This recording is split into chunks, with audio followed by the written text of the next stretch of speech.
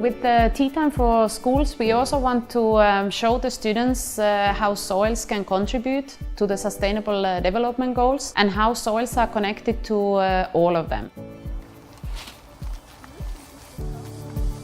Ich arbeite für Open Science, Lebenswissenschaften im Dialog, und wir sind auch Projektpartner im Projekt TeaTime4Schools. Und wir engagieren uns auch in dem Projekt, um die SDGs einzubinden. Wir haben heute einen Workshop, um den Schülern auch die Entwicklungsziele zu vermitteln, aber wir haben auch schon im ganzen Projekt versucht, den Schülern natürlich auch von den Inhalten im Projekt die Nachhaltigkeitsaspekte und Leben an Land zu vermitteln und natürlich auch die ganzen klimarelevanten SDGs näher zu bringen.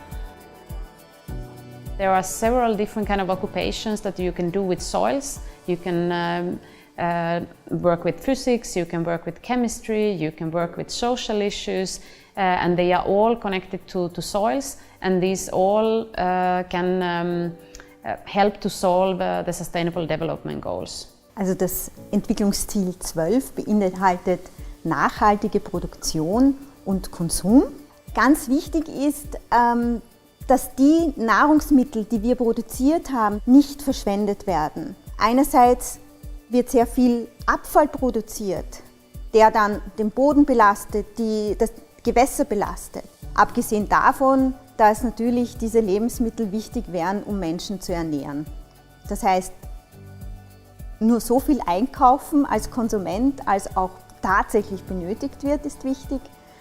Und das verbrauchen, was man eingekauft hat.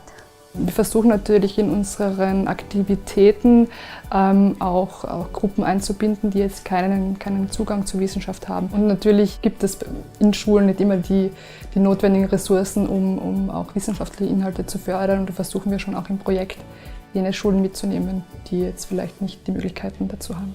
Zum Goal 5 Gleichstellung trägt dieses Projekt insofern bei, dass wir wichtige Role Models in den Wissenschaftlerinnen und Wissenschaftlern gefunden haben. Vor allem auch sehr viele weibliche Wissenschaftlerinnen waren im Projekt. Und ich glaube, das ist eigentlich auch ein wichtiger Aspekt für die Schülerinnen, einfach, dass sie von ihrem Selbstkonzept her auch technische Berufe, vielleicht sogar wissenschaftliche Karriere ins Auge fassen.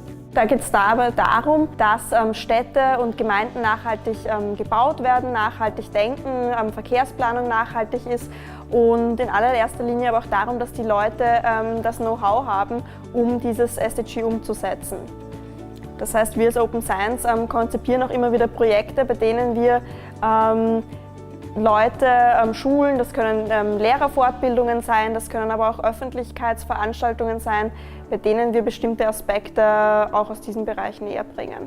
Zero Hunger is about really ensuring that everybody has enough good quality food all over the world. I'm particularly interested in what is driving productivity. So in what kind of soils can we produce maize? In what kind of soils do we get good quality wheat? And for this we have long-term experiments at AGES where we can see how different management is affecting productivity. How much fertilizer should we use?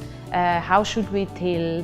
How much compost should we put on the soil in order to produce good quality food? So TeaTime4Schools is part of a global initiative called the Tea Bag Index, where we are very focused on looking at decomposition. And in TeaTime4Schools in particular, we also want to see what about microbiology? What kind of soil organisms are involved in decomposition of soil organic matter or organic matter in the soils?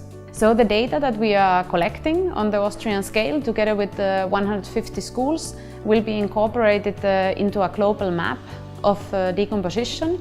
And this data then can be used further for when we are modeling climate, for example.